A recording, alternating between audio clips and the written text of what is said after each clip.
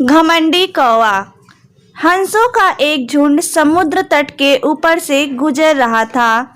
उसी जगह एक कौवा भी मौज मस्ती कर रहा था। उसने हंसों को उपेक्षा भरी नजरों से देखा।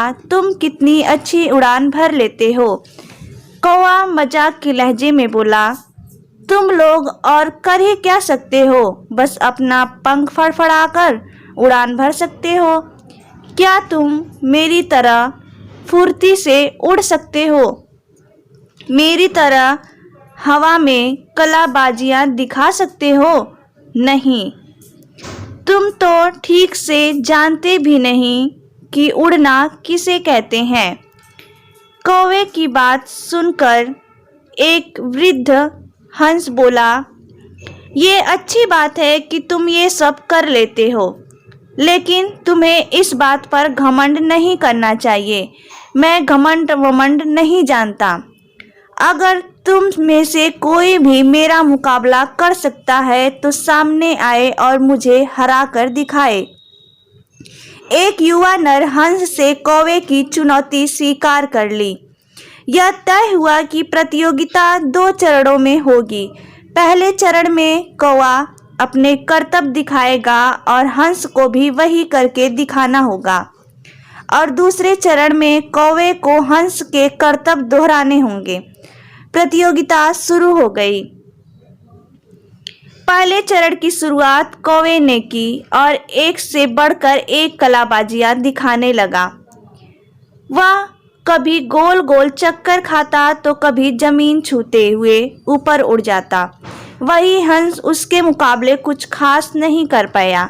कौवा अब और भी बढ़ चढ़कर बोलने लगा, मैं तो पहले ही कह रहा था कि तुम लोगों को और कुछ भी नहीं आता। ही। फिर दूसरा चरण शुरू हुआ।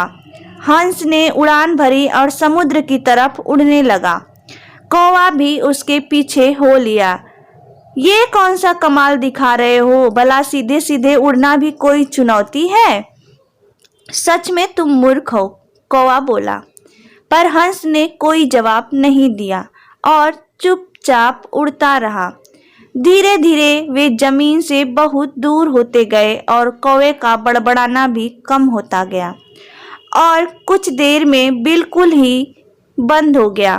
कौवा अब बुरी तरह थक चुका था, इतना कि अब उसके लिए खुद को हवा में रखना भी मुश्किल हो रहा था। वो बार बार पानी के करीब पहुंच जा रहा था। हंस कौवे की स्थिति समझ रहा था, पर उसने अनजान बनते हुए कहा, तुम बार बार पानी क्यों छू रहे हो? क्या ये भी तुम्हारा कोई कर्तव्य है?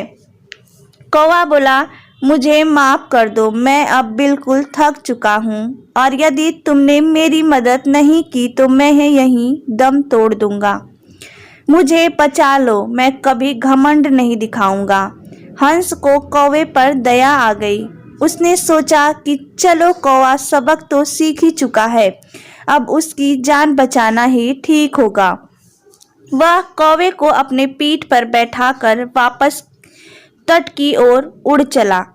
दोस्तों, हमें इस बात को समझना चाहिए कि भले हमें पता न हो, पर हम किसी से कुछ न कुछ क्वालिटी होती है जो हमें विशेष बनाती है, और भले ही हमारे अंदर हजारों अच्छाइयाँ हों, पर यदि हम उस पर घमंड करते हैं तो देर सबेर हमें भी कौवे की तरह शर्मिंदा होना पड़ता है।